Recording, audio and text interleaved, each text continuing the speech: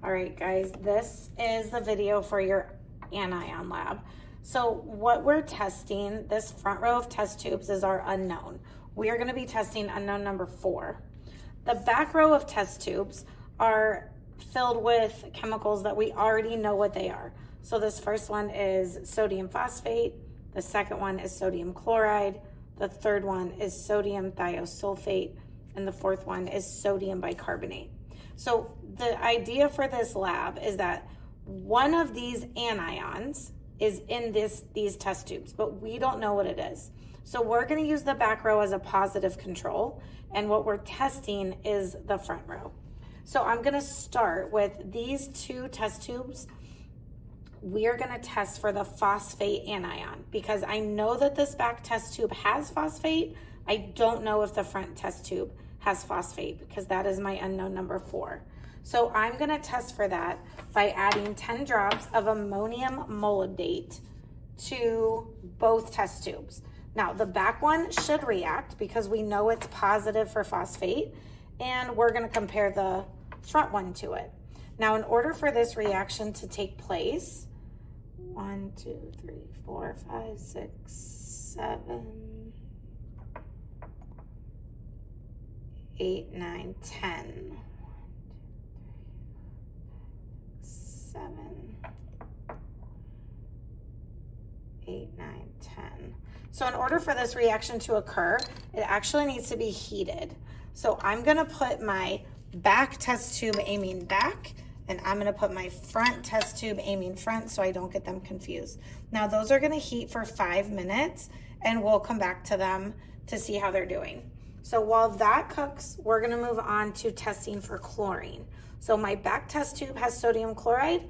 I don't know if my front test tube has sodium chloride, so I'm going to test for that. And I'm going to test for that by adding silver nitrate. So I'm going to add 10 drops of silver nitrate to each.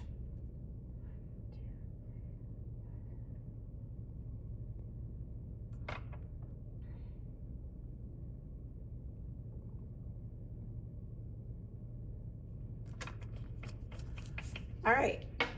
So when you're looking at your data table, we are here. We're testing for our chlorine anion.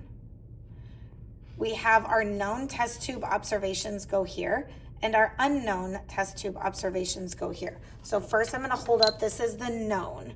So go ahead and write down what you notice. I can tell you that it turned white. If you look at it in the light, you can see that there is like a top layer that's a little watery, and the bottom layer is thicker. If I give it a good shake, I don't see too many chunks in it. Actually, as I shake, I do see some chunks at the bottom. All right. This is my my unknown test tube. So now you're gonna write what you notice about this one. It's that same milky white color. I see some chunks at the top, some small chunks at the top. And as I shake it, you can kind of see the chunks like swirling around at the bottom there. Let's see if we can get that same thing to happen in our known.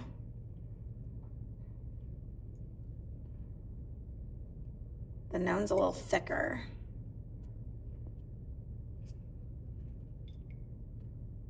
Okay. All right, hopefully you've completed your observations for that. All right, we're gonna do our third set of test tubes. This time we're testing for sulfate ions. So the back test tube has sodium sulfate, and the front test tube is our unknown. We don't know what's in it. So we're gonna test for that by adding barium chloride. So I'm gonna add barium chloride to both.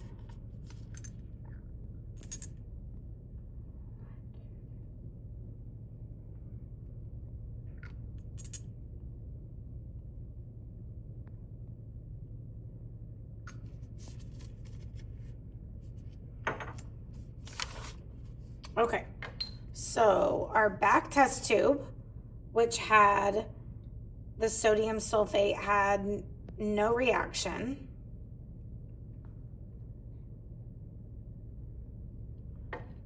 And our front test tube turned like a kind of a gray, pale, cloudy color. No precipitate.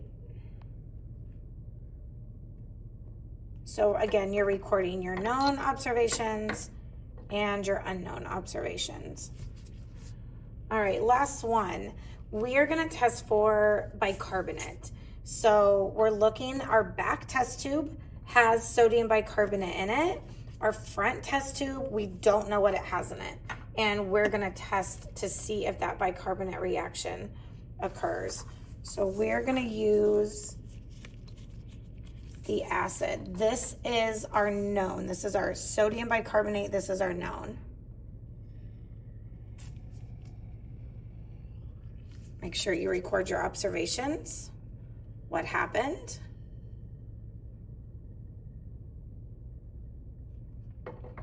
All right, and we're gonna test our unknown.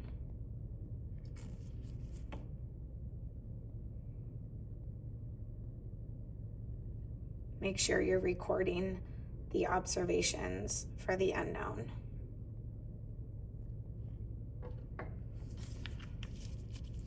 Okay, the last one that we need to go back is to our phosphate. So we said that our unknown, or excuse me, our known, which was our sodium phosphate, we were aiming towards the back. I'm gonna lift it out of the water bath.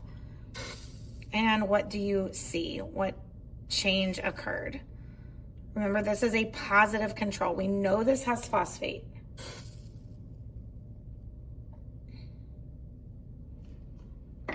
All right, and now I'm gonna take out our unknown.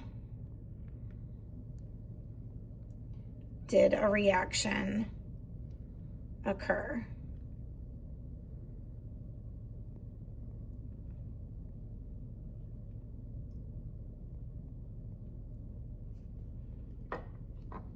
Okay, so that's it for our actual experiments. You should be able to compare your known and your unknown. If they match, then we would assume that it has that ion. If they don't match, then it would not have that ion. And then you should be able to complete the rest of your questions.